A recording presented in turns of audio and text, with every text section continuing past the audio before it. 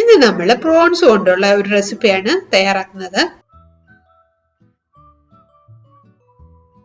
വളരെ എളുപ്പത്തിൽ ഉണ്ടാക്കാൻ പറ്റിയ ഒരു റെസിപ്പിയാണ് ഇത്. നമുക്ക് ചോറിനായാലും ചപ്പാത്തിക്കും ഒക്കെ സൈഡ് ഡിഷായിട്ട് കഴിക്കാം. അപ്പോൾ എങ്ങനെ തയ്യാറാക്കുന്നത് നോക്കാം. ആദ്യമായിട്ട് കുറച്ച് ചെറിയ ഉള്ളി ചെറുതായിട്ടൊന്ന് കട്ട് ചെയ്തെടുക്കാം.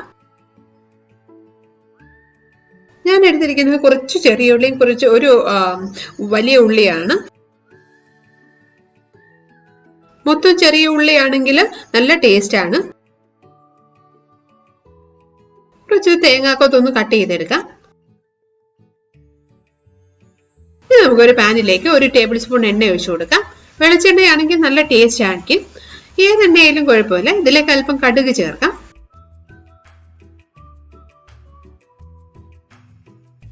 അതിനുശേഷം നമ്മൾ